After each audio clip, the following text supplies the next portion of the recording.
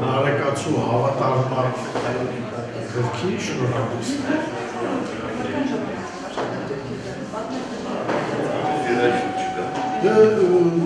երկար տարիներ եմ ես աշխատում նարեկացի մի վերջ օվկիանոս անընդհատ գրքերի թեմա է Սա իմ երրորդ գիրքն է, առաջին գիրքը եղել է նարեկացու հետքերով, ուսեպեսել Թբիլիսիում, Երևանի հրատարակություն, 1887 թվականին, հետո Երևանում ուսեպեսել իմ նարեկացին, 7 թվականին 2000, հետո ուսեպեսել անգլերեն իմ գիրքը, և սա հավատարմատ Հավատարմատ ես զարգացում եմ այն հարկածը, որ նարեկացու Մատյանի այն վիճելի գլուխները, որոնք կրում են դավանաբանական բնույթ ունեն, նրանք եղել են առանձին մի աշխատություն հավատարմատ ներնայով, որը նա տարել է Արգինա անի կաթողիկոսարան, դատին ներկայացել է այդ աշխատությամբ և մի աշխատություն ևս թուղթ ընդեմ թոնրակեցիներ և այդ աշխատությամբ իր հավատարմությունն է հաստատել, իր հավատու հանգանակն է ընդգծել, որ ինքը չի շեղվել Հայոց Առաքելական եկեղեցու ուղիղ հավատից։ Այսքանը այդ հավատարմատի մեջ ուրեմն մեծ մասը նվիրված է Հայոց Առաքելական եկեղեցու հավատամքին, Սուրբ Երրորդության բնույթին, հետո մի գլուխ նվիրված է եկեղեցու խորհրդին, թե ինչ բան է եկեղեցու, եկեղեցին որ քարեշինություն է չի, չէ՞,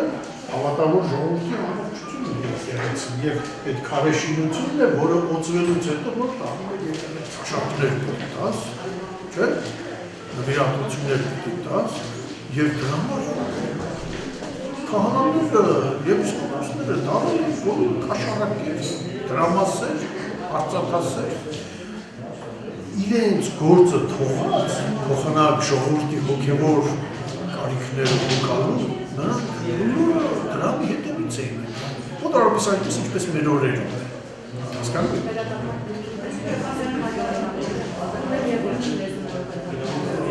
Գիրքը ինքը հայերեն և անգլերեն երկու լեզու, տպաքանակը շատ քիչ է, 200 օրինակ, ըստ մեր իրականության հավանական է։ Հա, իհարկե կա։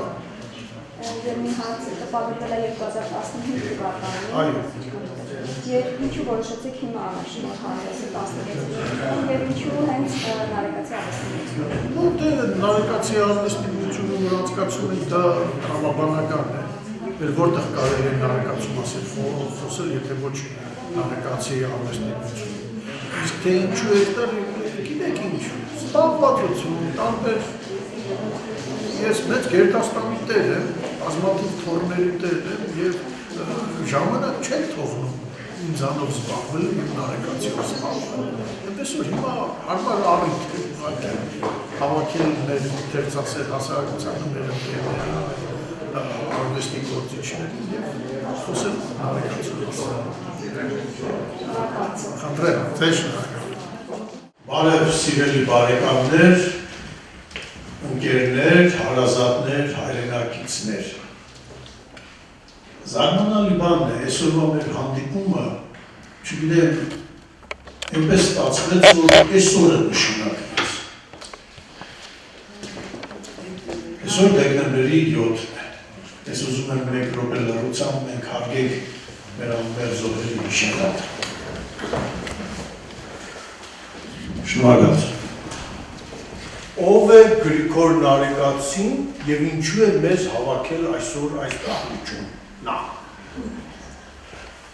Բազմաթիվ անգամ հանդիպումներում, բանախոսությունների ժամանակ, դասախոսությունների ժամանակ ինձ տալիս են այն հարցը, թե ինչու 2015 թվականին Ռոմի Պապը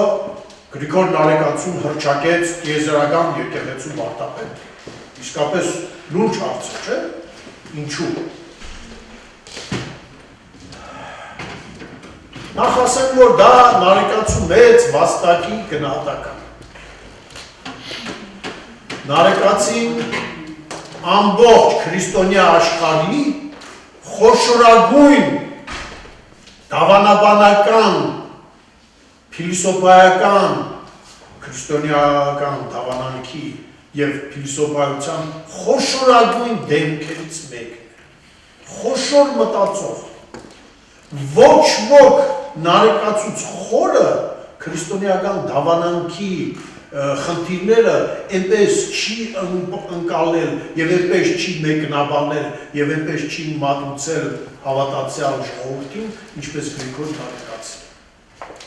Եվ պատահական չի, որ իմ այս գիրքը հենց նվիրված է Նարեկացու դավանանքին։ Նրա մի աշխատությանը, որը կոչվում է հավատարմատ, հավատքի արմատ, կրեդո։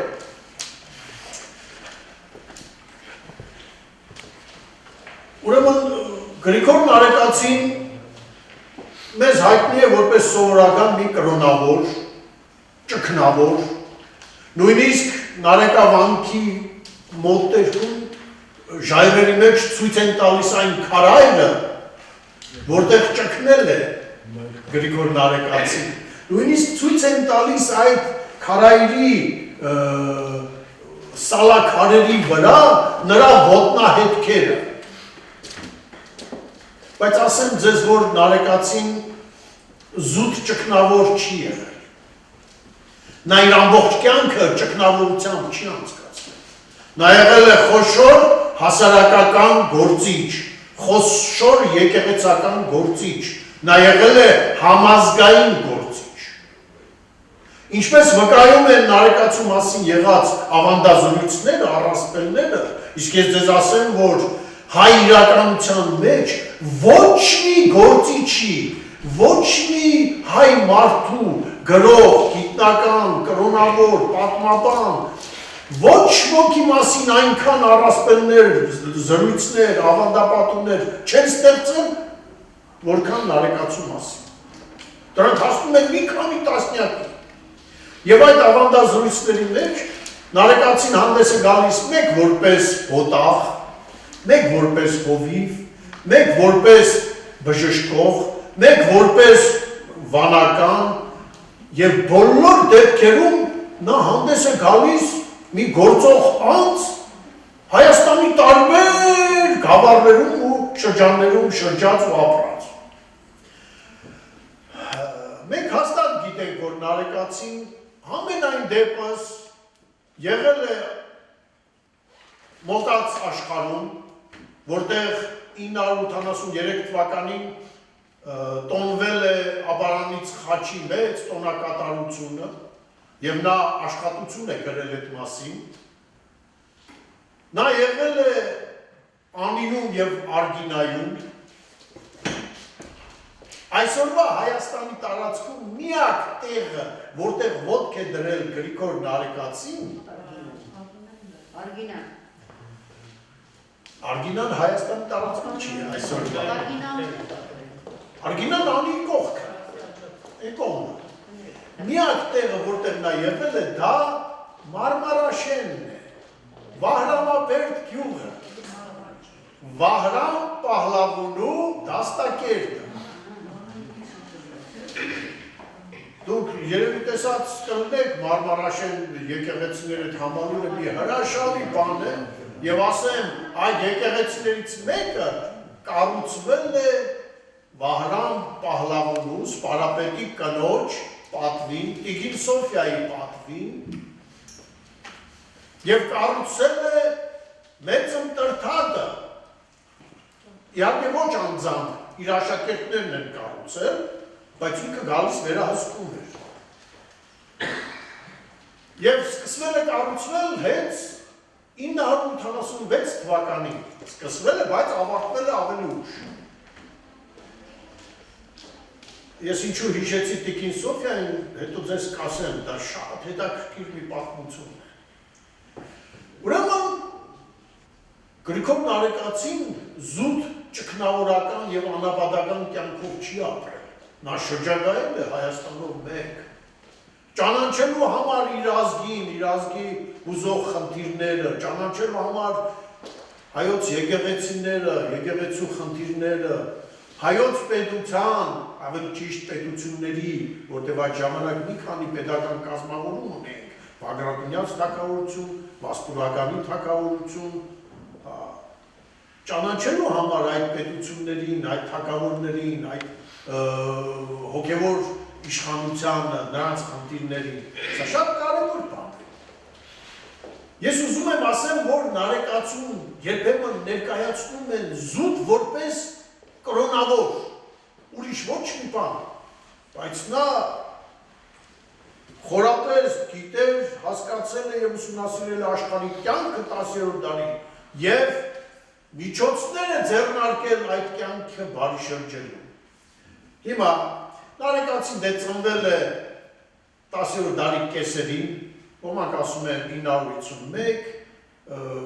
Միրզոյան Հրաչիկը ասում է 945 և համաձայնվում եմ ես նրա տեսակետի հետ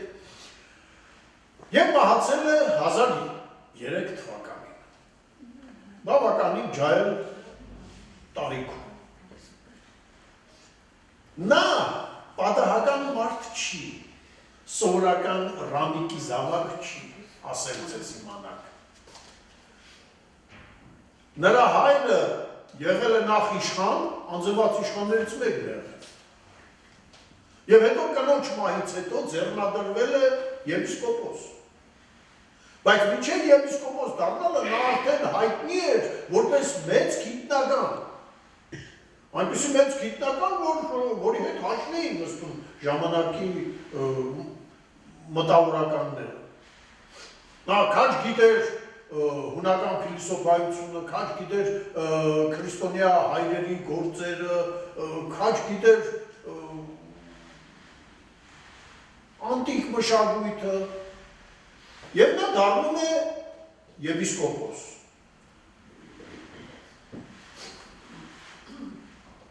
Կնոջ մահից հետո Գրիգորին, որը կրտսեր որդին էր, եղբոր հետ, Հովհաննեսի հետ, երկու տղաներին բերում է Նարեկավանք, որի վանահայրը Անանիա Նարեկացին Գրիգորի մոր հորեղբայր էր։ Պապիկն էր, մի խոսքով իրան։ Եվ ահա Նարեկավանքում կրթվել, սնվել, մեծացել, ինչպես Ուխտանեսն է ասում, ծառի նման աճել, պտուղ տվել, հասկանում եք, սա պատահական համեմատություն չի, որ ես նշում եմ, որովհետև կա կարծիք, որ Ուխտանեսը իր պատմությունը գրել է Անանիա Նարեկացու պատվերով։ Սա շատ կարևոր, բանասիրության մեջ շատ կարևոր հարց է։ Ուխտանեսի պատմությունը երկրորդ գլուխը վերաբերվում է հայոց եկեղեցուց վրաց եկեղեցու բաժանման 607 թվականին Կյուրոն կաթողիկոսը վրաց եկեղեցին անջատեց հայոց եկեղեցուց, դարձրեց ինքնուրույն եկեղեցին։ Իսկ մինչև 607 թվականը վրաց եկեղեցին, աղվանքի եկեղեցին, հայոց եկեղեցու մեջ էին մտնում, մի համակարգ էր դա, նստում էր գլուխը, հայոց կաթողիկոսը, աջ կողմը նստում էր վրաց կաթողիկոսը, ձախ կողմը նստում էր աղվանքի կաթողիկոսը, և շատ դեպքերում հայոց կաթողիկոսն էր նշանակում երկուսին էր։ Այո։ Դե Վրաստանը արդեն իրեն զգաց մի քիչ արդեն ավելի կայուն պետական կազմավորում և որոշեց, հասկանալի է, նրանց ձգտումն էլ է հասկանալի, որոշեց հայոց եկեղեցու ազդեցության տակից դուրս գալ և դառավ քաղկեդոնական, այսինքն բյուզանդական եկեղեցու նման, նրա թևի տակ դառավ։ Եվ ահա, քանի որ դարերի ընթացքում հայ քաղկեդոնական բախումներ են եղել միշտ, հակամարտություն է եղել միշտ։ Ասեմ ձեզ, միջնադարում միջ եկեղեցական, հավանաբանական հակասություններն ու բախումները միաժամանակ նշանակում էին քաղաքական, պետական բախումներ։ Ուրեմն ինչ է նշանակում այդ քաղաքականությունը ինչ է։ 451 թվականին Բյուզանդիայի Քաղկեդոն քաղաքում հրավիրվեց մեծ տիեզերական ժողով, բոլոր քրիստոնյա եկեղեցիների։ Հայերը չմասնակցեցին հայտնի պատճառով 451 թվական Վարդանանց պատերազմը։ Հայերը չկարողացան մասնակցել եւ չմասնակցեցին։ Բայց այդ ժողովը Քաղկեդոնի որոշակի փոփոխություններ մտցրեց հավատո հանգանակի մեջ։ Հատկապես շատ խիստ էր տրված Քրիստոսի բնույթի խնդիրը։ Քրիստոսը Աստված է, թե մարդ։ Եվ ահա Քաղկեդոնի եկեղեցին, իսկ նրա ընդունած որոշումը դա օրենք է բոլոր քրիստոնյաների համար, Քաղկեդոնի եկեղեցին որոշեց, որ Քրիստոսը երկու բնույթ ունի։ Մարդ է եւ միաժամանակ Աստված։ Թե ինչպես է երկու բնույթը միավորվում մի անձի մեջ, դա անհասկանալի, դա մեր խելքի բանը չի։ Տերտուլյանն ասում էր, չեմ հասկանում, դրա համար էլ հավատում եմ։ Բայց հայոց եկեղեցին հակադրվեց այդ քաղաքեդոնական ժողովի որոշմանը, չընդունեց, ասեց մենք մնում ենք հավատարիմ մեր քրիստոնյա հայրերի որոշումներին եւ մենք գտնում ենք, որ Աստված, Քրիստոսը Աստված է, ուրիշ ոչ մի բան։ Այն որ Քրիստոսը մարդացավ, տանջանքներ ընդունեց, խաչվեց, մահացավ, որպես մարդ, դա Աստծո շնորհքն է։ Աստված ամենակարող է, Աստված ցանկացավ եւ մարմնացավ, նյութականացրեց։ Բայց այն որ համբարձավ, հարություն առավ, դա արդեն Աստծո շնորհքն է, չէ՞, Աստծո հատկությունը։ Մի խոսքով, հայոց եկեղեցին ընդունում է միաբնույթ, Քրիստոսի միաբնույթ տեսակետը,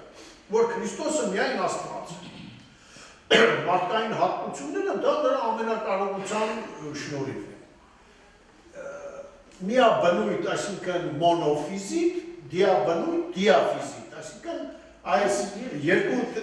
եկեղեցիներ, բյուզանդական եւ հայկական եկեղեցիներից հակասությունը դավանաբանական իբրտ է։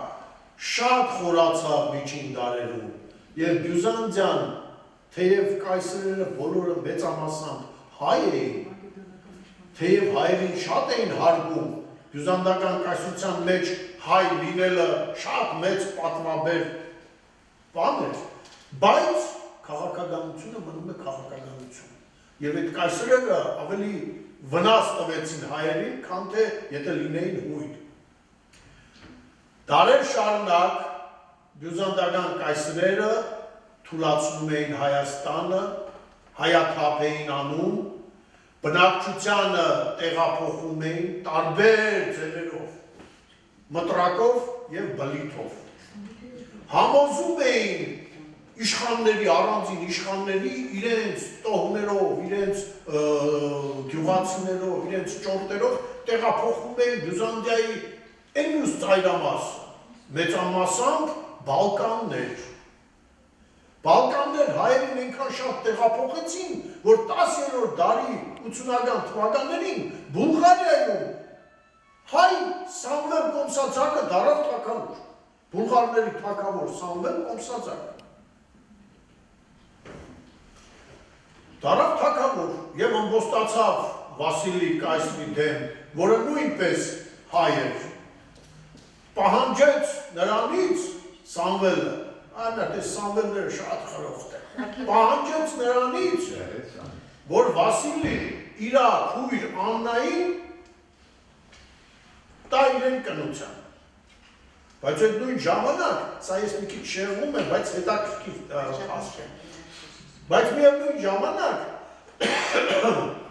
Կիևի հզոր իշխան Վլադիմիրը նամակ է ուղարկում Վասիլի կայս քրոջը Աննային ինձ կնության կտաս, թե չէ զորքով կգամ Խերսոնես քաղաքը կգնամ։ Հիմա երկու կրակի մեջ է ընկել Վասիլին, բայց իր վիճակն էլ լավ չէ, որտեղ ներքին ապստամբություններ կային Բյուզանդիայում։ Ինքն էլ ահագին զորք չուներ, որ այդ ապստամբությունները ճնշեր, բուխարներին սաստեր։ Եվ նա որոշում է, ուժեղի կողմն է անցնում, որոշում է Սամվելին խաբել։ Աղախիներից մեկին իբր թե դա Աննան է, հագցնում են շորեր, 300 հոգով, և այն մետրոպոլիտը, որը հայերին շատ վնաս տվեց ու հալածում էր հայադավաններին ու հայոց եպիսկոպոսին սպանել էր, այդ մետրոպոլիտին էլ դնում է ղեկավար այդ բանիշ, շքախմբին, 300 հոգով նվերներով բաներ ուղարկում է Բուլղարիա, Սամվելի մոտ, իբր թե Աննան է, էլի տարուսականության, ժամանակ շահելու համար, բայց այդ արանքում իհարկե նա նամակ է ուղարկում այդ բանին Վլադիմիրին, ասում է մի պայմանով քեզ Աննային կտամ կնության, ուրեմն ոչ թե մեկ, այլ երկու պայմանով, առաջին քրիստոնեություն պիտի ընդունես, դա Աննայի պահանջն է եղել միջայլոց, ասեմ ձեզ, ռուսները պարտական են մեր Աննային քրիստոնեություն ընդունելու համար։ Եվ երկրորդ մեծ դրուժինա զորք ուղարկես, որ գա ինձ աջակցի բուլղարների հպատակեցնել։ Այդպես էլ լինում է, Վլադիմիրը ուղարկում է մեծ դրուժինա,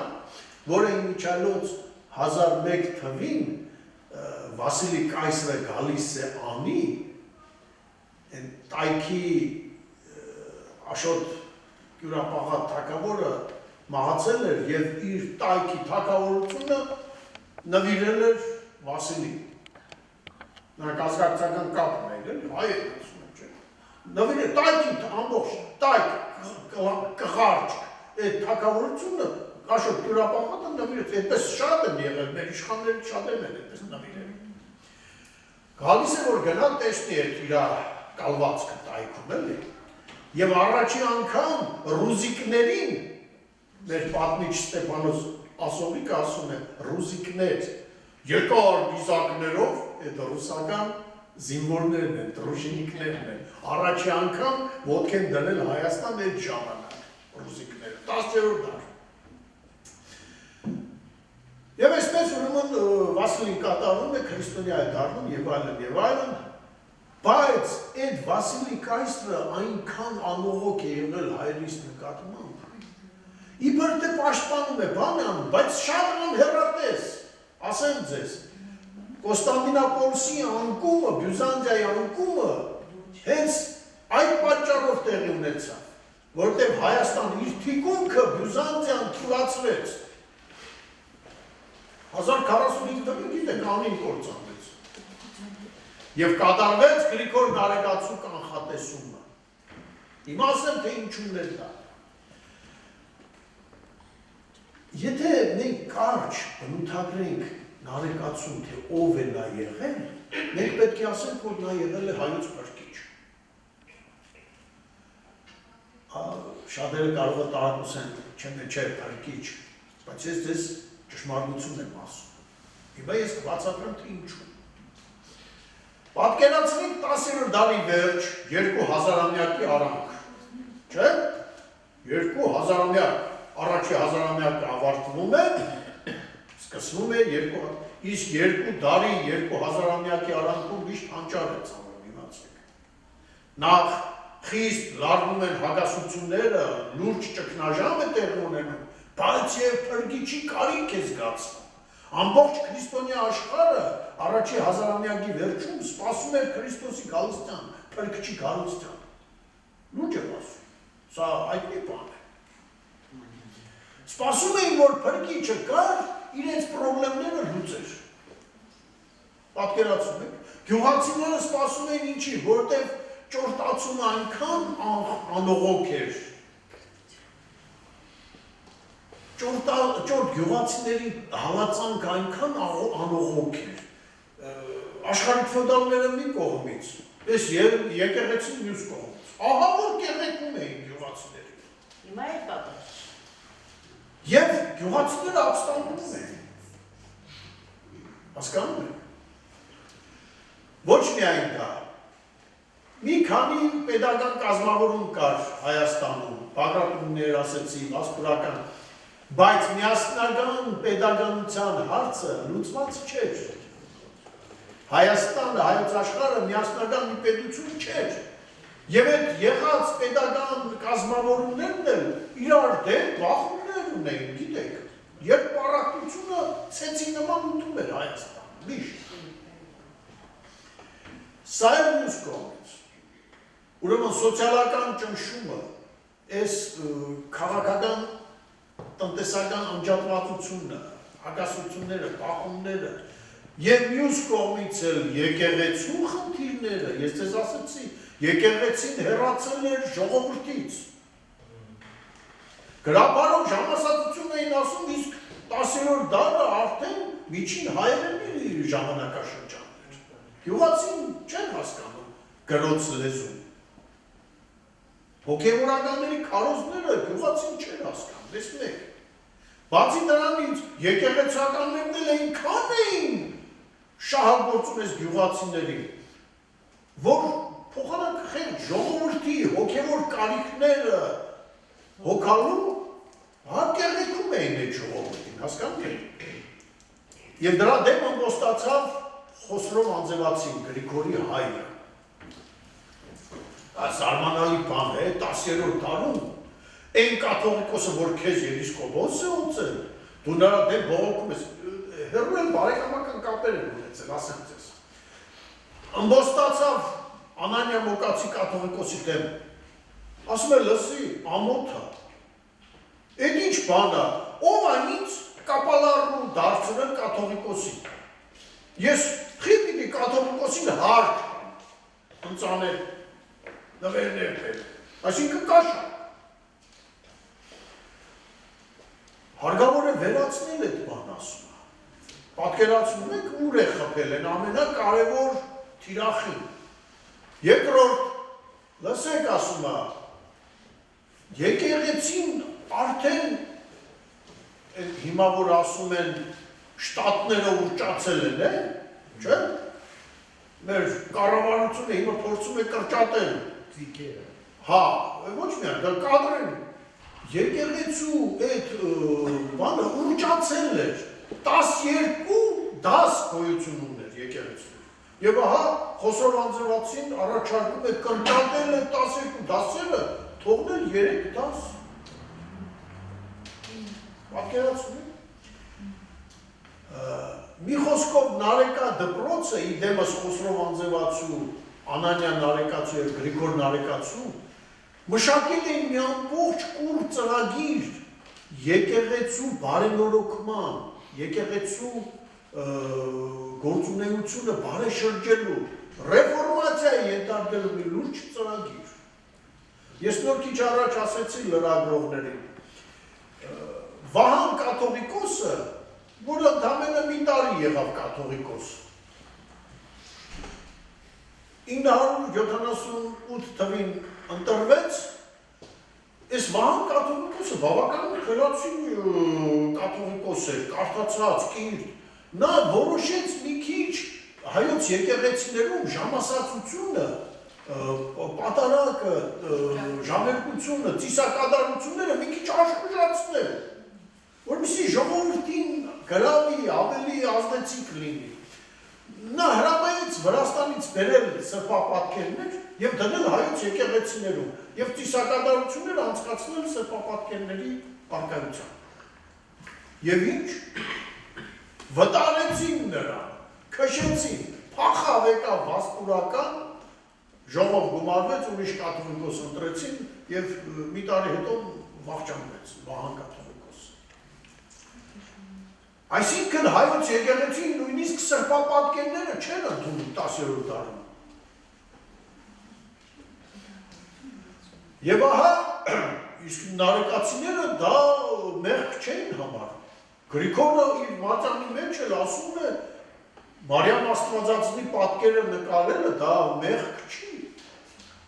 հանցանք չի, ընդհանրակը։ Հավատավոր մարդը տեսնելով Մարիամ Աստվածածնի պատկերը ավելի է ներշնչվում։ Հասկանում։ Նարեկացիները Անանյան և Գրիգորը այնքան տաղեր ու գանձեր գրեցին,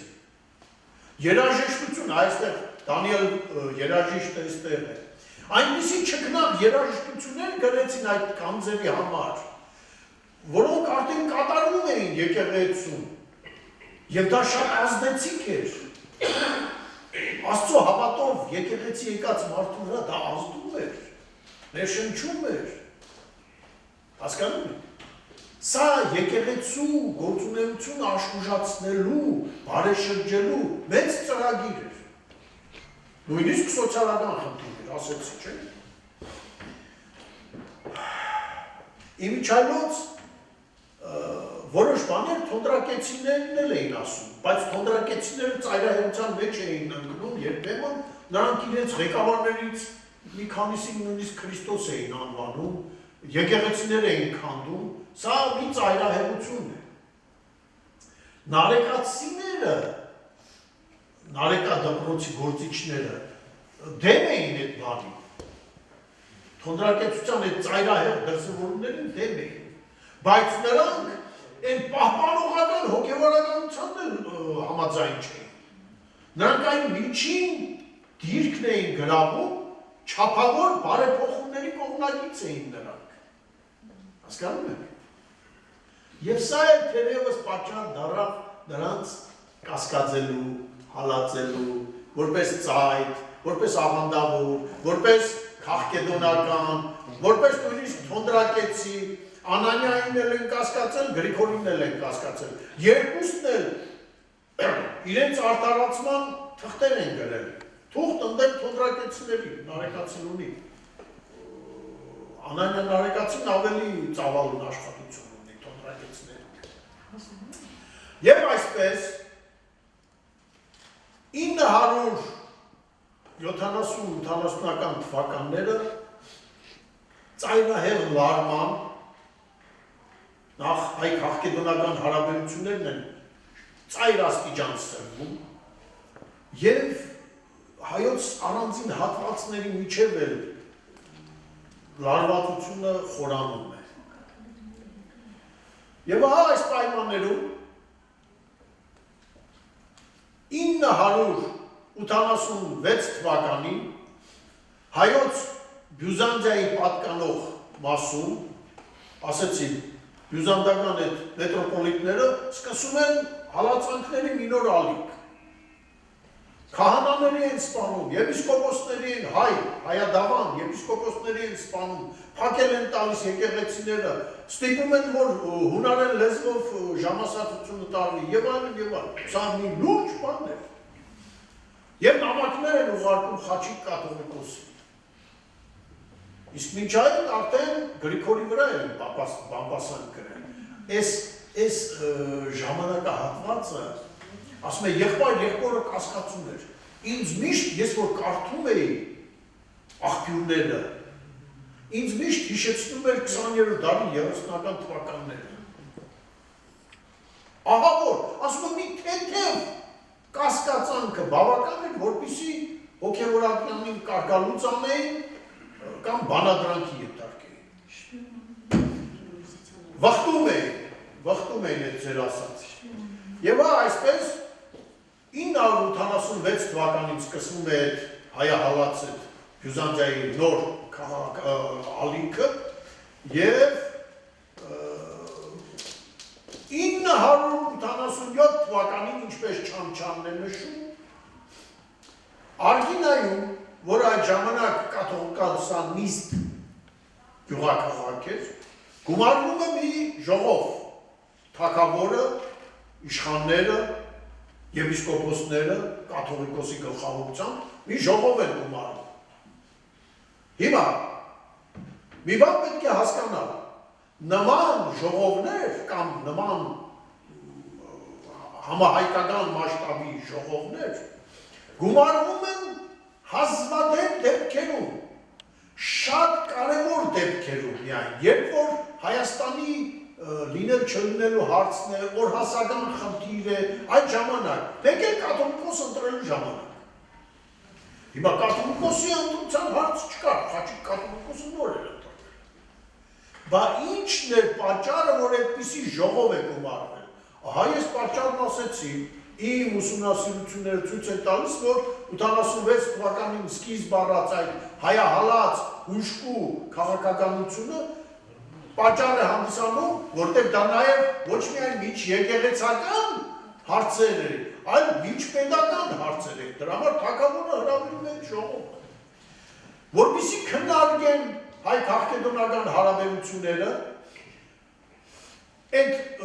բյուզանդական մետրոպոլիտներին պատասխան նամակներ ուղարկեն և հարցերից մեկն էլ նախ Ուխտանեսին հանձնարարում են գրել իր պատմությունը, նաև հայ վրաց բաժանման պատմությունը, և հարցերից մեկն էլ Գրիգոր Նարեկացու հավատաքննությունը։ Կանչել են, որ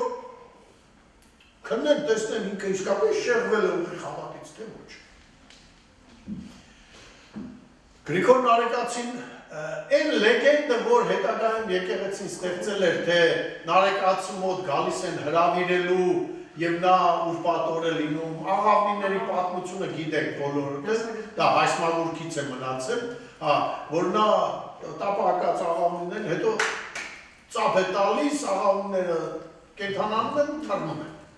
Սա լեգենդ է, շրջանցելու համար հարցը։ Իսկ հարցը այսպիսին է, եղել է արդյոք դա, եղել է, գնացել է Նարեկացին այդ դատին ներկայանալու,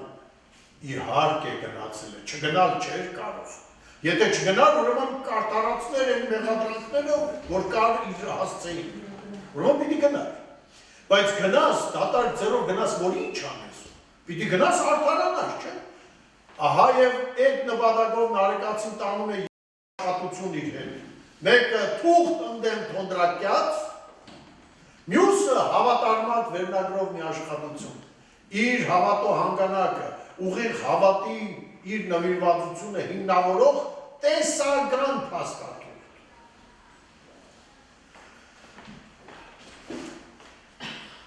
Հետաքրքիր բան է, որ նամակ թոնդրակեցիների դեմ պահպանվել է գիրք թղթոց ժողովածուի մեջ, ուրեմն կաթողիկոսական դիվանում ինչ-որ հավատքին վերաբերող կարևոր նամակներ, թղթեր են եղել և այլն, հետագայում հավաքվել են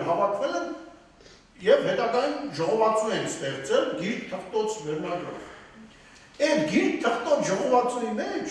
Նարեկացու Գրիգորի այդ նամակ ընդեմ թոնդրակեցիների նամակը կա, իսկ հավատարմատ չկա։ Ինչու՞։ Բանը նրանում է, որ 1000 թվականին իմանում են նոր կաթողիկոս, Սարգիս կաթողիկոսը, իմանում է, որ Գրիգորը ձեռնարկել է մի մեծ աշխատություն, հրավիրում է, ասում է եկ անի, օգտվիր կաթողիկոսական դիվանից, գրադարանից,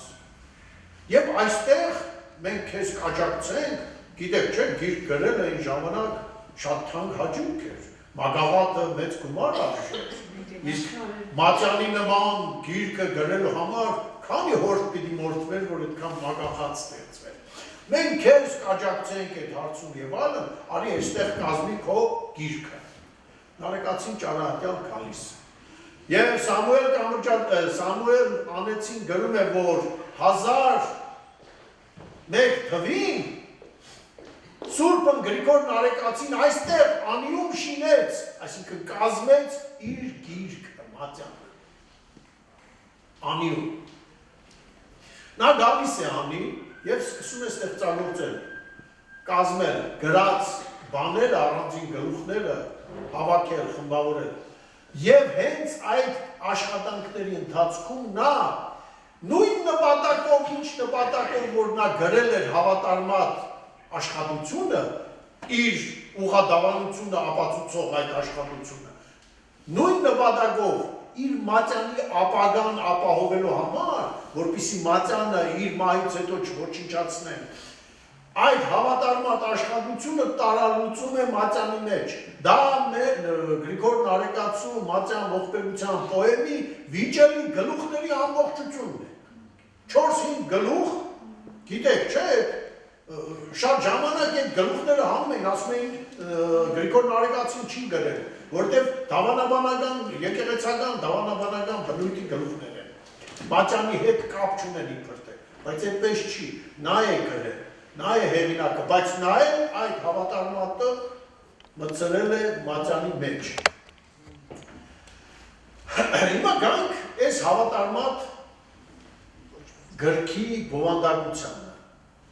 Ուրեմն, հիմնական մասը մատյանի հբ գլուխն է, որը նվիրված է Սուրբ Երրորդությանը, Նիկիայի հավատո հանգանակին, պաշտում եմ Սուրբ Երրորդությանը, Հայր Աստված, Որդին Աստված, Հոգի Սուրբ Աստված։ Բայց այն ժամանակներում և միջին դարերում շատ եկեղեցական գործիչներ տարբեր կերպ էին մեկնաբանում Սուրբ Երրորդության դեմքերի փոխհարաբերությունը։ Հետագա դարերում էլ նույնպես տարբեր կերպ են մեկնաբանել։ Օրինակի համար, երբ որ ասում են Սուրբ Հոգին բխում է Հայր Աստծուց, շատերը կարծում են, թե Սուրբ Հոգին ստորադաս է Հայր Աստծուն։ Կամ որ ասում են, Որդի Աստված սերվեց, ծնվեց Հայր Աստծուց, կարծում են, թե Որդի Աստվածը ստորադաս է, ենթակա է Հայր Աստծուն։ Նարեկացին ասում է, չէ, այդպես չի։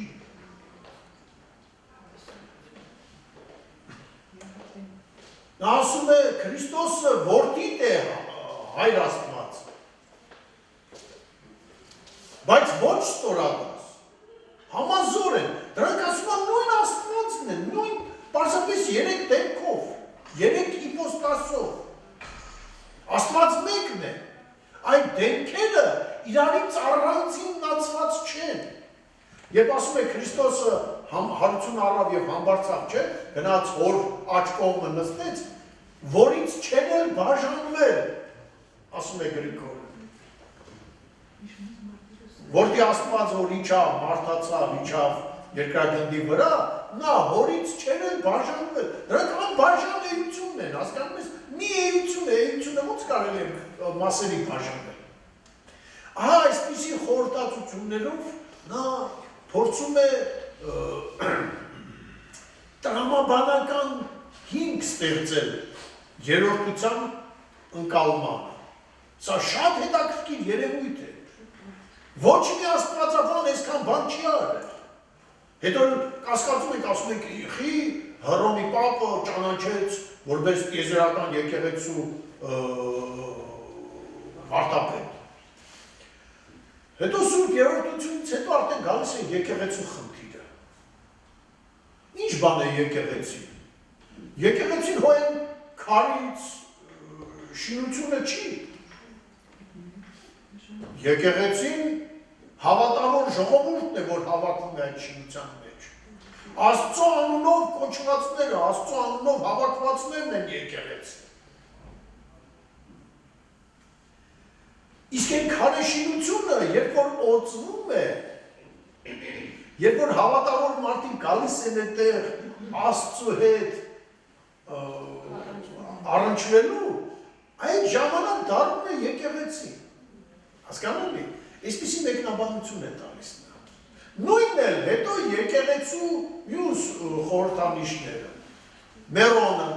Մերոնն էլ է, այդ Մերոնը, Ժամհարի փայտը, սրբապատկերները, այս բոլոր ատրիբուտիկան եկեղեցու, նա նույնպես այդպես, դրանք բոլոր նյութական բան է, չէ՞, Մերոնը, փայտը, սրբապատկերները նյութեր են, բայց ինչու են պաշտում քրիստոնյաները, որովհետև օծված է, որովհետև հավատավոր մարդիկ, Քրիստոսի անունով հավաքված մարդիկ վերաբերվում են դրանց որպես սրբությունների, դրա համար են պաշտվում են։ Այսպես նա հիմնավորում է նաև սրբապատկերներին։ Ես ձեզ ամենայն պատասխանատվությամբ ասում եմ, մինչև նարեկացին հայկական եկեղեցիներում սրբապատկերներ չկար և պատկերամարտություն էր, պայքարում էին սրբապատկերների դեմ, ասում են դա կաղկեդոնականների բանն է։ 10-րդ դարից հետո նոր հայկական եկեղեցիներում սրբապատկերներ հայտնվեցին։ Նարեկացին այդպես էլ ասում է, Մարիամ Աստվածածի պատկերը նկարելը, եթե սրբապղծություն չի, հանցանք չի։ Գեղարվեստի մարդը ինչպես կարող էր այլ կերպ մոտենալ, չէ՞։ Ինչպես կարող էր նա մեծ Մանուելի այն հրաշակերտ տաճարը աղթամար կազում, խորությամբ չընկալեր, չէ որ այդ տաճարը ամբողջությամբ այսպես կողքերի այդ առնամենտով Աստվածը բնության մեջ է, բնության պատկերներ են, կյանքի, կենցաղի պատկերներ են, քանդակները։ Աստվածը ինքը բնությունն է, չէ՞։ Այս գեղարվեստական սկզբունքը նարեկացին զարգացվել է, հասկանում եք։ Եվ այսպես հավատարմատը ուրեմն հիմնականում հայոց առաքելական եկեղեցու հավատամքն է ընդգրկում, Սուրբ Երրորդության հավատամքը, եկեղեցու պաշտամունքը և եկեղեցու ատրիբուտիկայի, խորհրդանիշների, մյուրոնի, սրբապատկերների խնդիրն է արծարծում։ Մեր եկեղեցական հայրերից ոչ ոք այդպես խորությամբ և գեղարվեստական նկարագրությամբ չի կարողացել այդ հարցերը պատկերել, ինչպես Գրիգոր Նարեկացին։ Եվ ահա նրան հրավիրում են, ասեցի, դատին 987 թվականին։ Նարեկացին այնպիսի ելույթ է ունենում, որ բոլոր ներկաները թագավորից սկսած, կաթողիկոսից վերջացած, կաթողիկոսն էլ Խաչիկ Աշարոնի կաթողիկոսը հեռավոր ազգականներ են, ասեմ ձեզ, Նարեկացու հետ։ Նարեկացու մայրը, Անանյա Նարեկացին, Անանյա Մոկացի կաթողիկոսի և Խաչիկ Աշարոնի կաթողիկոսի հեռավոր ազգականներ են։ Բայց դա նշանակություն չուներ այդ հարցերում, հրավիրել են դատաքննության։ Եվ ահա նա արդարանալու համար այդ հավատարմատով ելույթ է ունենում և բոլորը հիացած էին նրա ճշմարիտ տիեզերական մտքով ու գաղափարով։ Հետագայում պատմիչը Այրիվանոցի գրում է այդ ժամանակներում փայլեց կամ զարեգակն հայոց երկնակամարում Սուրբն Գրիգոր Նարեկացին։ Հայոց երկնակամարում որպես արեգակն է փայլատակել։ Այսինքն նա փաստորեն ներկայացրել է իր ծրագիրը, եկեղեցու բարեփոխման, բարեշրջման իր ծրագիրն է ներկայացրել։ Հասկանում եք։ Եվ ոչ միայն եկեղեցու, այլև ազգային կյանքի, այլև հայոց պետության։ Հիմա ես կասեմ, թե ինչու՞ն է։ Այդ ամենի մասին մատյանի մեջ դուք կգտնեք։ Գրիգոր Նարեկացին մեծ փիլիսոփա էր և մեծ գիտնական, ասեմ ձեզ։ Նախ որպես գիտնական ասեմ, մասնավոր մի օրինակ բերեմ, աստղագիտությունը։ Այն ժամանակ, երբ մինչև 20-րդ դարի կեսերը բոլորը կարծում էին, թե աստղերը անշարժ են, երկնքում ամրացված այսպես անշարժ գոյություն ունեն։ Եվ 20-րդ դարի 50-ական թվականներին մեր Վիկտոր Համբարձումյանը մեծ ջանքերի շնորհիվ կարողացավ ապացուցել, որ աստղասփյուռները, աստղերի բույլերը, կույտերը ցրվում են։ Այսինքն նրանք անշարժ չեն, ծրվում են աստղերի կույտերը։ Նարեկացին 1000 տարի առաջ ասել է, Տեր Աստված ասել է, քո ամենակարողությունը ինքան մեծ է, որ դու աստղերի խմբերը որպես ոչխարների հոտեր ծրում ես ու նորից հավաքում։ Նույնիսկ աստղերը նա համարում է փոփոխական, ասում է աստղերը անժամանակ ծնվում են ու նորից գումարվում։ Այսինքն աստղերը հավերժական չեն։ Արևի մասին նա ասում է արևը տարրեղեն օդից է, այսինքն գազ է, տարրեղեն օդից։ Իսկ ինչ վերաբերում է փիլիսոփայությանը, դա մի առանձին մեծ հարց է։ Հայոց փիլիսոփայական միտքը Դավիթ անհավտից հետո նարեկացուց վերև չի ստեղծել։ Նարեկացին իսկապես մեր անհաս մասիսն է։ Հայոց միտքը դրանից բարձր թռիչք չի ունեցել։ Նա զարգացրել է գոյաբանությունը, կեցության մասին տեսությունը, հատկապես բնություն աստված այդ փոխհարաբերության հարցը, շատ բազմաշերտ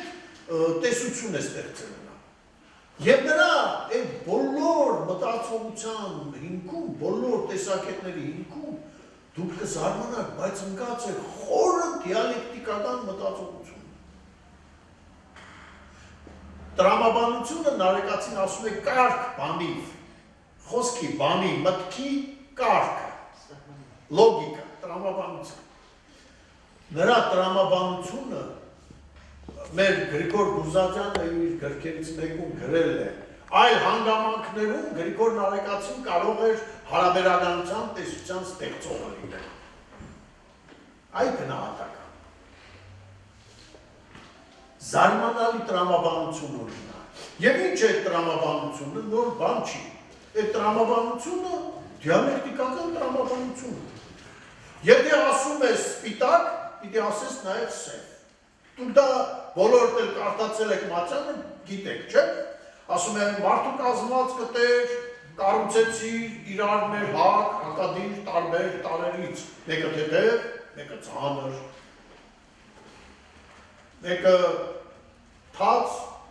հեղուկ էլի, մեկը չոր, կրակ։ Եվ ասում է մարդը այդ բոլոր հակադրությունները, ներհակությունները հավասար պահելով, հարթ պահելով, հավասարակշռված պահելով կարող է միայն արդար լինել եւ գոյատևել։ Սա հավերժի օրենքն է, սա ցանկացած գոյի, դա կլինի մարդ անհատ, դա կլինի ընտանիք, դա կլինի ազգ, դա կլինի պետություն, դա կլինի մարդկություն, դա կլինի ամբողջ բնությունը, այս օրենքով է գործում։ Ընտանիքում, եթե հակադիր կողմերը, ծնողներ, երեխաներ, իրար հետ հաշտ չեղան,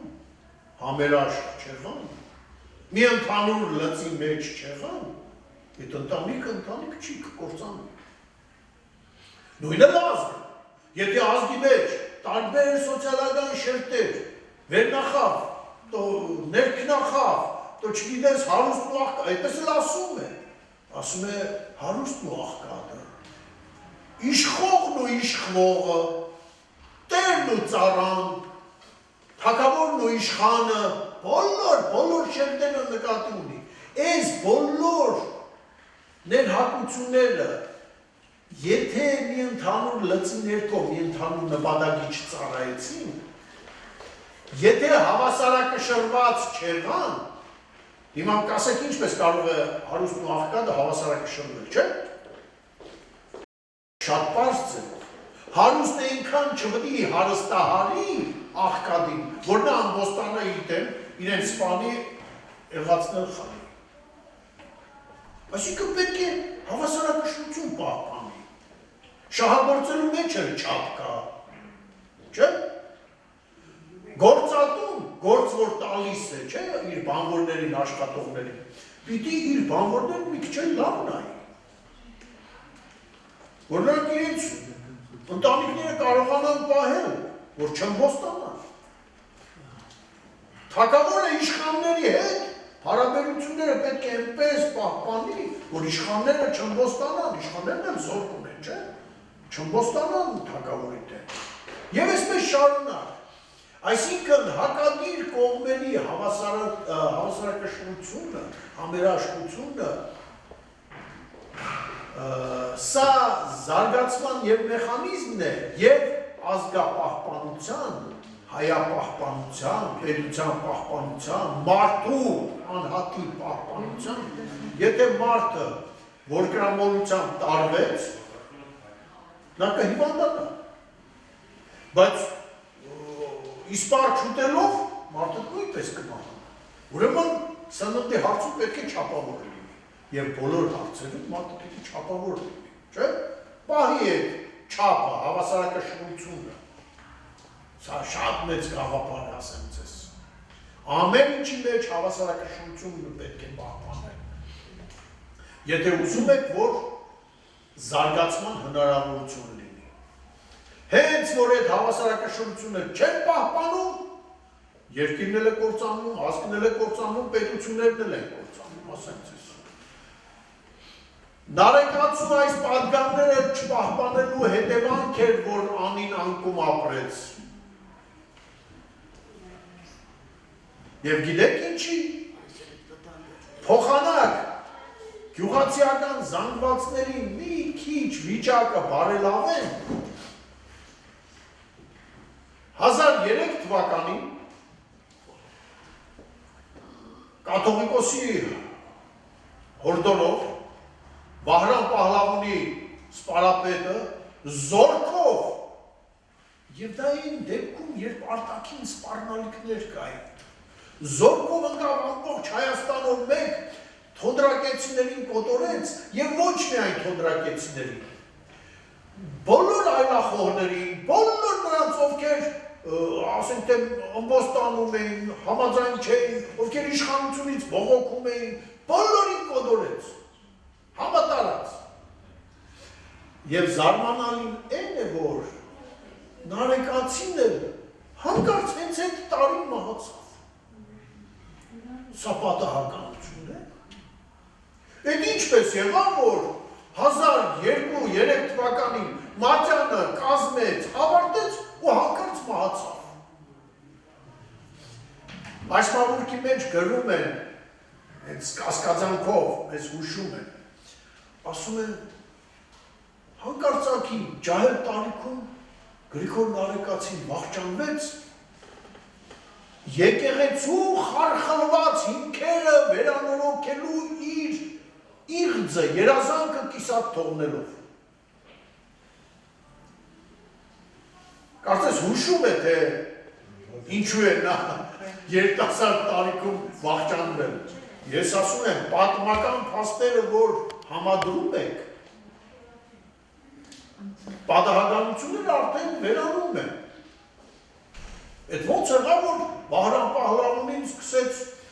բոլորին կոտորել թոնդրակեցիներին և ոչ միայն թոնդրակեցիներին։ Եվ դա ինչի հանգեցրեց, էլ ավելի թուլացրեց երկիրը, խայտարակ ձևով, և հետո հաջորդ կաթողիկոսները մինչև Պետրոս Գետադարձ գիտեք ինչ արեցին, անին ծախեցին։ Այսպիսով միշտ չի, որ սպիտակը սպիտակ է և աղավնի, երբեմն նաև սև կողմեր ունի։ Մեր պատմությունն էլ այսպիսի կողմեր ունի, բայց Նարեկացին մեծ բարեփոխիչ էր հայ ժողովրդի գործունեության բոլոր ոլորտներում։ Եկեղեցու բարեփոխման մեծ ծրագիր ուներ և այդ ծրագրի որոշ կետեր իրականացրեց։ Տեսեք, այսօր եկեղեցին տասելու դաս չունի, իմ կարծիքով։ Այսօր եկեղեցին սեփականատեր չէ, ֆյոդալ չէ, հողատեր չէ, այսօր եկեղեցին ճորտ գյուղացիներ չունի։ Այսօր բիզնեսմեն է։ Դե թողնենք դա։ Հա։ Սրանք բոլորը կանխատեսումներն են։ Նարեկացին ուրեմն ոչ միայն եկեղեցի։ Նարեկացին իմ ընկերներից շատերը չգիտեմ, Արևշատը չի եկել դեռ։ Իմ ընկերներից Արևշատ Ավագյանը, Աբգար Ափինյանը, փիլիսոփա ունենք մենք Կարլեն Միրումյան, շատ հաճախ ինձ հարցեր են տալիս։ Այ ասում են դու նարեկացի, բայց քեզ չի թվում, որ նա հայկական երևույթ չի։ Նա ընդհանուր քրիստոնեական կոսմոպոլիտ երևույթ է։ Սա շատ լուրջ հարցնում է, ասեմ չէ, իր բացանն էլ նարեկացին ասում է, նվիրում եմ քրիստոնյա բոլոր ազգերին, ընդհանրապես բոլոր մարդկանց, ովքեր կյանքի առաջին օրերն են ապրում, ովքեր միջին տարիքում են, ովքեր ծեր են, բոլորին եմ նվիրում Մատյանը։ Եվ իսկապես Մատյանը կենաց գիրք է, կյանքի գիրք է։ Ապրելու համար, մարդ լինելու համար պետք է ղեկավարվել Մատյանով։ Հիմա այս հարցին ես պատասխանում եմ այսպես։ Նարեկացին մտածել է հայերենով, ստեղծագործել է հայերենով։ Հայ գրողներից, եկեղեցական գործիչներից, պատմաբաններից ոչ մեկը, լեզվաբաններից ոչ մեկը հայոց լեզվի մեջ այդքան նորամուծություն չի արել ինչպես Գրիգոր Նարեկացին։ Փառք Աստծուն, Վարագ Առաքելյանը հրաշալի մի գիրք է գրել, 1000 ողորմի նրան, մի անուշ մարդ էր, Նարեկացուն լեզուն եւ ոճը։ Ուսումնասիրել է ճկնաղ ձևով։ Նա ուսումնասիրել եւ ցույց է տվել, որ Շեքսպիրի բոլոր ստեղծագործությունները միասին Շեքսպիրի ստեղծած, բառամթերքը, բառարմատները, լեզվական միավորների քանակը զիջում է Նարեկացուն։ Աստվածաշնչում ընդգրկված լեզվական միավորները, բառարմատներ, բառեր, բառակապակցություն, զիջում են Նարեկացուն։ Ոչ մի մարդ, անձնավորություն, անհատ իր մայրենի լեզվի մեջ այնքան նոր բառեր շրջանառության մեջ չի դրել ինչպես Նարեկացին։ Մի քանի 100 բառ, որոնց զգալի մասը մինչև այսօր էլ կիրառվում է։ Օրինակ, շատ լավ։ Որպեսզի նա արտահայտի Սուրբ Երրորդության էությունը, որ դա մի Աստված է 3 դեմքով, նա հորինել է մի բառ, իր տաղերից մեկում գրում է եզերակի, այսինքն եզակի եւ երակի։ Եզերակի բնություն, էություն։ Աստծուն բնութագրում է մի բառով, եզակի եւ երակի։ Հրաշալի բառ։ Ուրեմն լեզվի մեծ շինարար է Գրիգոր Նարեկացին, հայոց լեզվի մասին է, չէ՞։ Ուրեմն նա հայ իրականության մեծ հաստատ ունի, լեզվի հարցում։ Չեմ ասում գրականությունը, որտեղ բոլորդ էլ գիտեք, գրականության մեջ թե ինչ դեմքեր, ինչ արեց Գրիգոր Նարեկացին, էդի պարզ է։ Հայ փիլիսոփայական մտքի զարգացման գործում Նարեկացին անգերազանցելի, ասում եմ ձեզ, Դավիթ անհավտից հետո երկրորդ խոշոր փիլիսոփան Գրիգոր Նարեկացին։ Բնագիտության մեջ իր ավանդն է դրել։ Բժշկության մեջ, դուք գիտեք, հիմա մի ամբողջ ճյուղ գոյություն ունի հոգեթերապևտիկայի Նարեկա բժշկություն։ Բժշկության մեջ նա այնքան հետաքրքիր բաներ ունի։ Իր ժամանակի հայտնի բոլոր հիվանդությունները նա նկարագրել է։ Իհարկե փոխաբերական է։ Նա այն որ նկարագրում է մարդուն որպես ծովի ալիքներում տարուբերվող նավակ, դա մարդուն է նկարագրում, մարդու կազմվածքն է նկարագրում եւ մարդու հիվանդություններն է նկարագրում։ Ընդ որում ասեմ ձեզ, նա պրակտիկայով էլ է զբաղվել բժշկությամբ։ Նա բժշկել է մարդկանց։ Նա բույսերից, տեղաբույսերից դեղեր է սարքել։ Այդ վանքերում են ժամանակ դա ընդունված բան էր։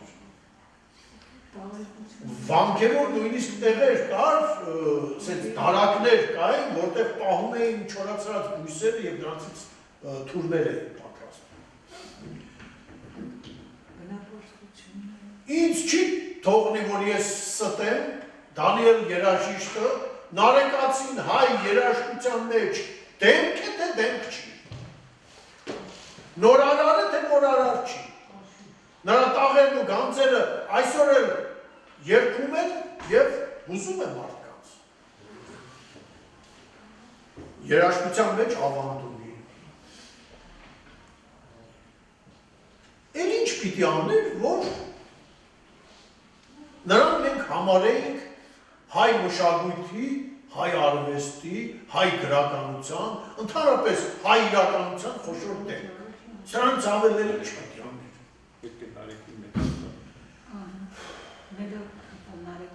Ուրեմն սա է, իսկ ինչ վերաբերում է քրիստոնեական կոսմոպոլիտ լինելու, նա որպես մեծ հումանիստ, իսկ նա մարդու պրոբլեմը բարձրացրեց ընդհանուր մինչև Աստված։ Այդ ում չի հետաքրքրում մարդու խնդիրները։ Մարդը, որ ծնվում է և սկսում է, մեծանում է, սկսում է մտածել, մարդուն երկու հարց է հուզում։ Ինչ բան է աշխարհը, շրջապատը, անվերջը, ավերջը, և ինչ բան է մարդը, որն է մարդու իմաստը կյանքի, որն է մարդու առաքելությունը այս աշխարհում։ Իսահակյանը շատ լավ է գրել այդ մասին, չէ՞։ Կյանքը երազ է, աշխարհը հեքիաթ։ Եվ ով է հուսել հեքիաթն այս սկսել, յուր աստղերով, յուր հրաշքներով, ոչ ոք չեն հասկացել, մենակ բանաստեղծներն են ձյուսն ինչ հասկացել, չէ՞ իմաստը դրա։ Ուրեմն նարեկացին նույնպես իր ամբողջ գործունեության ընթացքում իր բոլոր ստեղծագործությունների մեջ երկու խնդիր է արծացել. Աստված և մարդ։ Աստվածը դա միաժամանակ բնությունն է հավերժ։ Գիտեք ինչու՞։ Որտեղ Աստված ստեղծել է բնությունը կադարյալ։ Նա իսկ կադարյալ բնությունը պետք է որ հավերժ լինի, անվերջ լինի, ինչպես և Աստվածը նրա ստեղծումը։ Նա բնությունը և Աստծուն իրանից չի տարանջատում։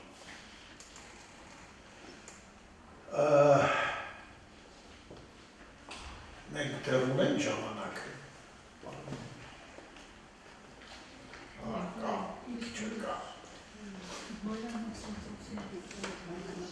Շատ ժամանակ սկզբի հետազոտողները նարեկացուն դրա համար անվանում են պանթեիստ, բայց նա պանթեիստ չի։ Նա պանթեիստ չի։ Գիտեք, այդ բոլոր իզմերը նրա մեջ կարելի է գտնել։ Նրա մատյանի, նրա ստեղծագործությունների մեջ այդ բոլոր իզմերը կարելի է գտնել, բայց դրանք բոլորը նրա համար եղել են աստիճաններ, որոնցով նա հա բարձրացել է վերև։ Նրա մտածողության արժեքավորումը հենց դրանում է կայանում, որ նա կանգ չի առնում մի տեսակետի վրա, չի սահման, նարեկացին սահմաններ չի ճանաչում։ Մտածողության մեջ էլ նա սահմաններ չի ճանաչում։ Հասկանում եք։ Նա մի ճշմարտություն ճանաչելով, հետո սկսում է ժխտել այդ ճշմարտությունը, բարձրանում է մի ուրիշ ճշմարտության, և այսպես անընդհատ։ Հասկանում եք։ Ես որ ասում եմ դիալեկտիկ, այստեղ էլ երևում է բացասման օրենք։ Մտածողությունը միշտ էլ այդպես է զարգացել, գիտեք։ Սկզբից մի բան մարդիկ ընդունում են որպես ճշմարտություն, հետո փորձը ցույց է տալիս նրանց մտածողությունը մի քիչ ավելի է զարգանում, տեսնում են որ իրենց այդ ճշմարիտ համարվող օրենքը, հասկացողությունը սահմանափակ է։ Հետո անցնում են մի ուրիշ ճշմարտության,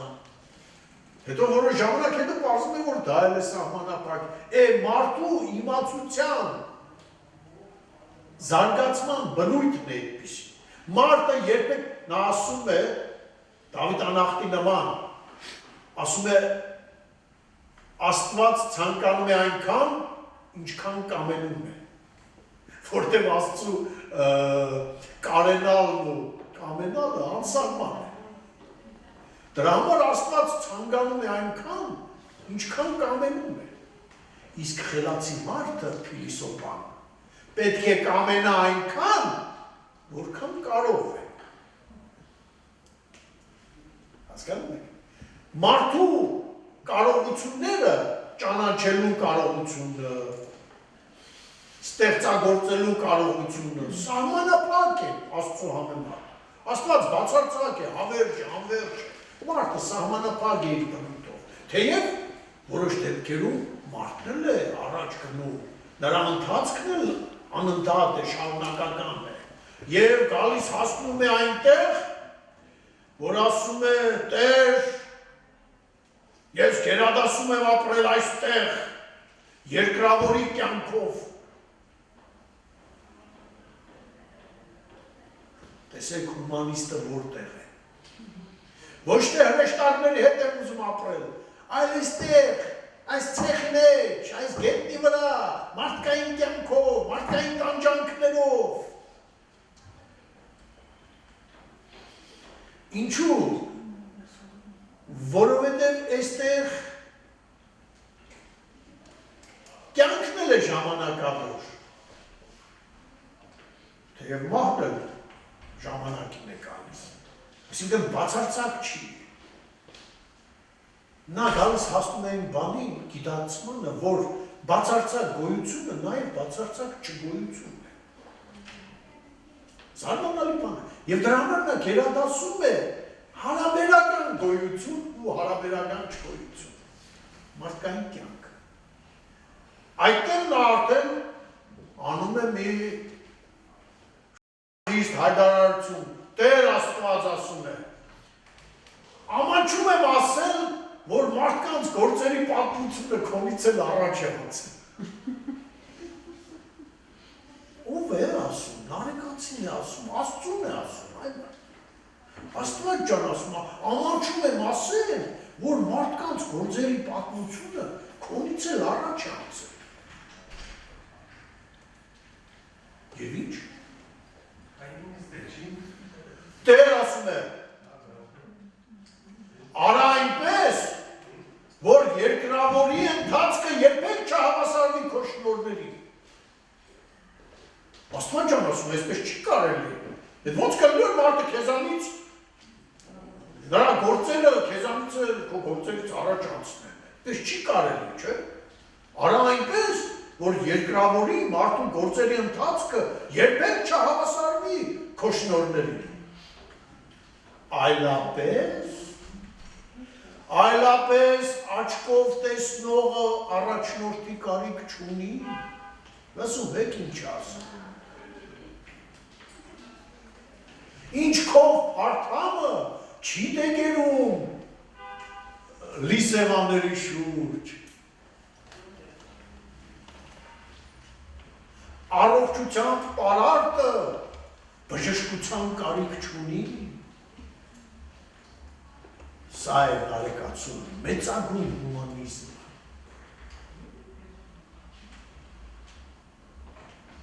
Տեսեք, մարդու մեկ ասում են, չէ, նա աստվածացնում է մարդուն, ոչ մի բան չի աստվածացնում։ Նա ասում քեզ օրինակ է բերում, որ այն մարդ, ասում է, թեև հոգու թևերով մենք թռչում ենք երկինք, բայց մեր կավը իր ծանրության գետնին է քաշում։ Ներողություն։ Ալո։ Այո։ Հետո զբաղված։ Նարեկացի չէ։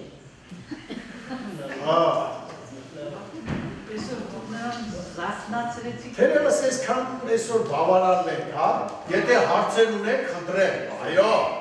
հարց։ Ես ուզում եմ մեր մարդիկը իմանալ նարեկացուն նեոպլատոնիզմի հետ կապելու, դա միտված չի արդյոք իրականում նարեկացու ուսմունքը նստեղացներն միտված չի արդյոք։ Ձեր կարծիք։ Կեցես, հրաշալի հարց է։ Հիմա ես ձեզ ասեմ, միջին դարերում, սկսած 4-րդ դարից, արեոպագիտիկները նոր պլատոնիզմի մի ուղղությունն է դա միայն։ Պրոկլիուս մունքը առանձին է, բայց արեոպագիտիկները առանձին։ Իմիջայլոց Հայաստանում խիստ տարածված էին արեոպագիտիկները, թարգմանված հայեր են, Ատենադարանում էլ մի քանի ձեռագիր կա արեոպագիտիկների։ Քրիստոնեական նեոպլատոնիզմը խիստ տարածված էր Հայաստանում և շատ ընդունված էր։ Հատկապես նեոպլատոնիզմի այսպես կոչված էմանացիայի տեսությունը։ Էմանացիայի տեսությունը գիտեք որն է։ Դա մի տեսական մի մոդել է, որը բացատրում է, թե ինչպես Աստված ինչպես ստեղծեց նյութական աշխարհը։ Նարեկացու մոտ էլ դա կա։ Նա տարբերում է երկու տեսակի լույս, աստվածային լույսը և բնական լույսը, ասենք արևի լույսը։ Աստվածային լույսին ասում է անստվեր լույս։ Աստծո լույսը ստվեր չի գցում, ամենաթափանց հասկանում եք, Աստծո լույսը թափանցում է ամեն ինչի մեջ, իսկ բնական լույսը, արևի լույսը, այս լույսը ստվեր է գցում, չէ՞, այսինքն եթե դեմը դրություն ստվեր է գցում, այսինքն այս լույսը նյութական լույս է, դեռ մեր Եզնիկ Կողբացին է ասել ժամանակին 5-րդ դարում, ասել է լույսը նյութեղեն է, քանի որ կպնում է իմ աչքի և գրգռում է աչքս, չէ, արևի որ նայում ես, աչքը գրգռում է, ասում է ուրեմն լույսը նյութեղեն է, իսկ Աստծո լույսը նրան ընդհատել, հատել չի կարելի, բեկել չի կարելի, նա անբեկանելի է, ներթափանցում է ամեն տեղ, ըստ Նարեկացու։ Եվ նա ասում է, որ Աստծո լույսը դառնում է նյութական լույս, հետո այդ նյութական լույսից առաջ են գալիս 4 տարերը, օդը, ջուրը, կրակը, ինչ մնաց, հող ամենաթանձը, հող։ Եվ հետո այս 4 տարերից ամբողջ մնացած նյութական աշխարհը։ Սա է էմանացիայի տեսությունը։ Իսկ հակառակ ընթացքը, վերադարձը կամ փրկության նույն փուլերով հակառակն է կրում։ Հողը, ջուրը, կրակը վերածվում են լույսի, հետո լույսը, գիտեք, մի կողմից որ սենց այսօրվա բաներով մտածում ես, ասում ես այման, ոնց որ մեծ պայթունի տեսությունը լինի, տիեզերքը չէ, մեծ պայթունից է առաջ եկել։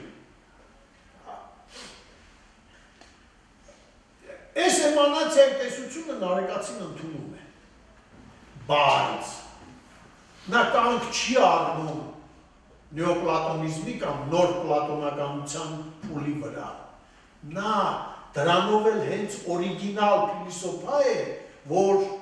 յուրացնում է մինչև իրեն եղած տարբեր փիլիսոփայական ուղղությունները, յուրացնում է, մարսում է և իր խոսքն է ասում, իր նոր խոսքն է ասում փիլիսոփայության մեջ, հասկանում եք։ Այնպես որ դուք ճիշտ եք, նրան չի կարելի անվանել այդ պիտակները պանթեիստ, նեոպլատոնիստ, կամ միստիկ, միստիցիզմ էլ կա Նարեկացու ստեղծագործության մեջ, աշխարհայացքում։ Կա այդ միստիցիզմը կա։ Նա էլ չէ ընկնում է էքստազի մեջ, և այդ էքստազի ժամանակ անջատվում է, մոռանում է ինքն իրեն և կարծես թե այդ էքստազի մեջ միանում է, ձուլվում է Աստծուն։ Կա այդ միստիցիզմը, բայց այդ պանթեիզմը, նոր պլատոնականությունը, միստիցիզմը, սրանք առանցին աստիճաններ են նարեկացու աշխարհայացում։ Այո, որոնց վրա նա կանգ չի առնում, նա ես էլ եմ ասում, նա սահմանափակումներ չի ընդունում, ռամկաներ նա չի ընդունում, շրջանակներ չի ընդունում, դա հավերժի մտածողն է։ Հասկանալի է, ու այդպես էլ կգնա, եթե մենք չհասկանանք դրան։ Եթե մենք, ես ինչի եմ ասում, որ նարեկացին բարեփոխումների մեծ ծրագիր ուներ, նա 10-րդ դարի հայոց փրկիչն էր։ Հիմա ես ձեզ ասեմ, շատ նման է այն անեկդոտի, մեկը խեղդվում է ծովի մեջ։ Աստված է կանչում, Աստված ջան ինձ օգնի, էլի փրկի, էլի խեղդվում է։ Մեկը այն կողմից մի հատ թիավար նավակով գալիս է, ասում է ձեռդ դուր փրկեմ էլի։ Դու ասում ես դե գնա, Աստված ինձ պետք է փրկի, դու ով ես որ դու մարդ ես, դու ով ես որ ինձ փրկես, հասկանում ես։ Ու խեղդվում է։ Խեղդվում գնում է այն աշխարհ, Աստծո դատաստանի մոտ կայանում է, Աստված ջան ասում է, բայց քեզ այդքան խնդրեցի, ինչի դու ինձ չփրկեցի։ Ասում է այ մարդ, բայց այն նավակին ուղարկեցի, նավավարին ուղարկեցի, որ քեզ փրկեմ։ Դու մերժեցիր իմ օգնությունը, Այն աճը, որ քեզ մեկնել էին, որ փրկեին, դու մերժեցիր։ Բա ոնց եք ուզում, որ անպայման Աստված պիտի իջնի ամեն մեկիդ գա, ձեր ցավերը դառնալի եւ օգնի, այդպես չի լինում։ Աստված ուղարկում է մարդկանց, ովքեր իրեն հավատում են, հավատով լցված են եւ ուղարկում է այդ մարդկանց, որ մարդիկ դուք իրար օգնեք։ Խելք հավաքեք եւ դուք իրար օգնեք։ Եթե դու ազգ ես, հայ ազգ, դու պիտի ոտքի կանգնես, խելք հավաքես, զարգացնես քո ունակությունները, կազմակերպվես, վերջին վերջո կազմակերպվես, քո բոլոր հակասական կողմերը, քո բոլոր հակադրությունները ներդաշնակես, որպեսզի ապահովես քո գոյությունը հետագա, թե չէ ոտի տակ կգնաս, ու գնում եք արդեն, էլի չենք լսում նարեկացում, դրա համար այսպես տուժվում ենք, 10-րդ դարում էլ չլսեցի, ինչ եղավ, վերջացավ, անի թագավորությունն էլ վերջացավ, Վասպուրականի թագավորներն էլ ծախեցին իրենց, թողեցին գնացին Բյուզանդիա։ Լսել եք, երբ փրկիչը գալիս է, ընդունված բան է, չէ, ասում են սեփական երկրում փրկիչը տեղ չունի։ Մենք էլ չընդունեցինք այն վաղ նարեկացին, 1000 տարի անցել, այսօր էլ չենք ընդունում, դուք կարծում եք, ես նարեկացի գիտեմ, կամ դուք նարեկացի գիտեք, չգիտենք։ Հիմա ուր է մեր մարգարեն։ Շատ ժամանակ, չգիտեմ, ես գիտեմ, մենք մտածենք, գուցե հենց այսօր ծնվող երեխան է։ Գուցե ճիշտ։ Լսել է պետք, տեսնել է պետք։ Ինձ շատ ժամանակ ես ասում եմ, նարեկացու մասին ասում եմ, մենք նարեկացի չգիտենք, չենք ճանաչում, բայց պաշտում ենք։ Երեխա ժամանակ ես էլ, որ եկել եմ ամառը 6 հորեղբայրս գալիս էր Թիֆլիսից, դպրոցական արձակուրդներին բերում էր մեծ սեպասար գյուղ Աշոց։ 3 ամիս մնում էի գյուղում էլի։ Դե երեխեք հետ գնում էին գլուլ հավաքելու, արտերը, բան, անձրև էր գալիս ամառը, հիվանդացել մրսել էի։ Տատս օղորմից էր բոլոր տատերին ու պապերին, նարեկ կարդաց իմ գլխի վերև։ Ես բան չի հասկանում, երեխա 10 տարեկան նարեկ դրեց բարձից տակ, հաջորդ օրը վեր կացա, երեխեքի հետ սկսի խաղալ։ Պաշտում ենք, բայց չենք հասկանում։ Մի առիթով ուրեմն մեծ հանդիպում ենք կազմակերպում Էյնշտեյնի ու Չարլի Չապլինի։ Մեծ դահլիճ, ժողովուրդը ծափոճություններով, դիմավորում են եւ այլն, հա։ Չարլի Չապլինը Էյնշտեյնին ասում է, տեսնում ես, ժողովուրդը ոնց է մեզ սիրում։ Ասում է, լսի, սիրում է, քեզ սիրում է, որովհետև քեզ հասկանալով է սիրում։ Իսկ ինձ առանց հասկանալու է սիրում։ Հասկանում եք։ Հիմա նարեկացում են, մենք սիրում ենք առանց հասկանալու։ Ուրեմն ինչ է պետք։ Գիտեք, այս մեր դարաշրջանը ներկայիս պահը բնութագրվում է որպես համամարտկային ճգնաժամ։ Համամարտկային ճգնաժամ է, ամբողջ մեր քաղաքակրթության ճգնաժամ։ Եվ այդ ճգնաժամը ոչ թե այն է, որ պիտի ոչնչանա մարդկությունը, չէ, մարդկությունը կանգնած է հին շրջանից մի որակապես նոր փուլի անցման շրջանին։ Դա ես բնութագրում եմ որպես գիտակցությունից ինքնագիտակցության անցման փուլ։ Հիմա այս խորը ճգնաժամի ժամանակ գաղափարական ճգնաժամ է։ Ազգերը, հասարակությունները դառել են գաղափարազուրկ։ Հիշեք, 30 տարի առաջ մենք ավելի գաղափարական մարդիկ էինք։ Այսօր մենք գաղափարազուրկ ենք դառել։ Հասարակությունները դառել են բարոյազուրկ։ Գիտեք, չէ, ասում է նամուսը գցին շանը, շունը չկերավ։ Այս շունը կենդանին բարոյական հասկացողություններ չունի։ Գիտեք, կենդանիներն էլ ունեն մտածողության որոշ տարեր։ Մտածելու որոշ տարեր ունեն, բայց բարոյական հասկացություններ չունեն։ Հասկան։ Կենդանիները չարն ու բարին չեն տարբերում։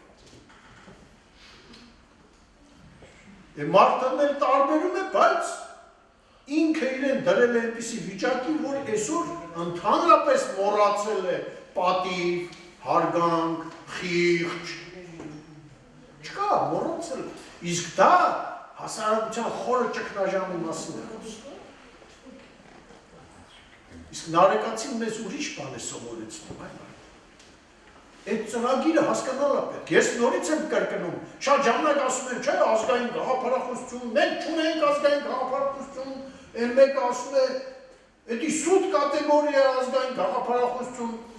մենք ունենք, լսեք, ունենք, մեր Սասնա ծռեր էպոսը և նարեկացին միասին կազմում են մեր ազգային գաղափարախոսության հիմքը։ Սասնա ծռերը գործողությունների շարադրանք է, պատմական իրադարձությունների շարադրանք է,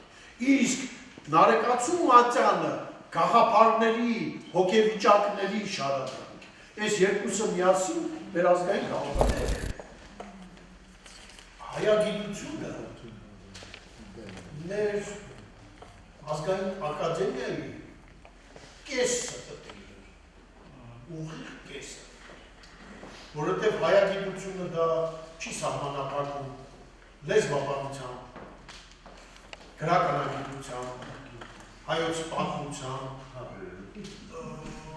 բարբարագիտություններով, ազգագրությամբ և այլն, չէ։ Ես այդ հարցը էլի մի քանի անգամ հայագիտությունը սկսվում է արմենոիդ անթրոպոլոգիական տիպի ձևավորման պրոցեսի ուսումնասիրությունից։ Երբ է առաջ եկել մարտաբանական այդ տիպը, ինչպես է առաջ եկել, ինչ պայմաններում է առաջ եկել, ինչու է այդպես է։ Գիտեք, չէ, որ այդ անթրոպոլոգիական տիպը, արմենոիդ տիպի գեները, աշխարհի ամենակայուն գեներն են, արտաքին փոփոխությունների ամենադիմակայող գենն է, ինքը շատ դժվար է փոփոխման ենթարկվում, այսինքն կեսունակ գեն է, այս մեկ, երկրորդ, արմենոիդ տիպը ունի իր նշանները, գլխի կլորությունը, ամենակարևորը կորնթարդ կիտ, Ես քթի մասին ես մի հոդված ունեմ, հետո կասեմ ես։ Իլյավ Սարոյանի քթի մասին։ Արմենոիդ քիթը, նույնիսկ հիվանդությունը, հայկական հիվանդությունը։ Պարբերական հայ։ Պարբերական հիվանդություն։ Գիտեք, չէ, հրյաների մի 30-40% այդ հիվանդությամբ տարապում են, ինչու, որտև արմենոիդ գեներն է։ Ֆարմացին է։ Թուրքիայի բնակչության երևի մի 60%-ը հույները նույնպես։ Այո։ Հիմա, այսինքն չես խառնի, բայց ինչու է այդպես ձևավորվել, ոչ ոք չի ուսումնասիրում սա։ Արմենոիդ մարտաբանական տիպը ձևավորվել է հայկական լեռնաշխարհում, հայկական լեռնաշխարհի կոնտրաստ հնակլիմայական պայմաններում։ Հազարավոր տարիների, մոտ 300,000 տարվա ընթացքում է ձևավորվել այդ մեր գենը եւ այնպես է թրջվել սառից ու տաքից, շոքից ու ցրտից եւ տարբեր արհավիրներից, դրա համար է այդպիսի դիմացում։ Վիժը, այսինքն կեսունակ ինչու, որտեղ փորձությունների միջով է թրջվել մանց, այս մեկ։ Երկրորդ, Արմենոյի քիթը, երբեք չեք մտածել, թե ինչու է հայի քիթը այսպես գեր զարգացած։ Չեք մտածել։ Գոյություն ունի ոչխարների մի տեսակ է, սայդակներ են կոչվում։ Դրանց որ հերոստատեսության ցույց են տալիս, ասում են մեր հայերն են։ Այդ ոչխարի քիթը այստեղից է սենց։ Ու նրանք հոտերով են շրջում, փոշի է բարձրանում, որպեսզի այդ փոշին զտեն, դրա համար այդպես գեր զարգացած է քիթը։ Արմենոիդը առաջին հողագործն է, այս մեկ,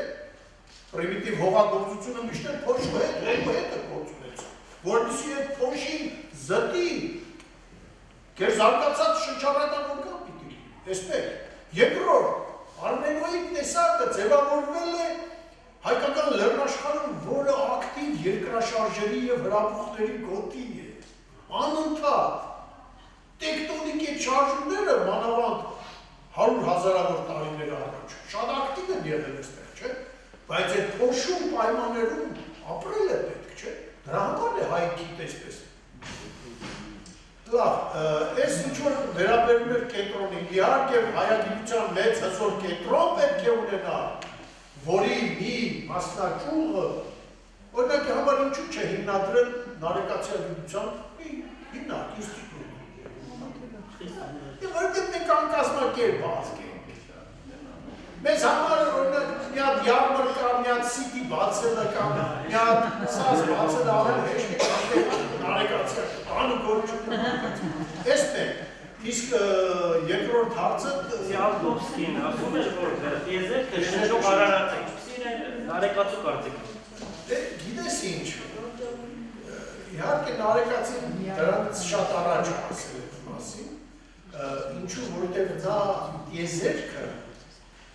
կամ բնությունը գրեթե նույնացնում է Աստծուն, թեև միշտ ընդգծում է, որ Աստված արարեց եզերք,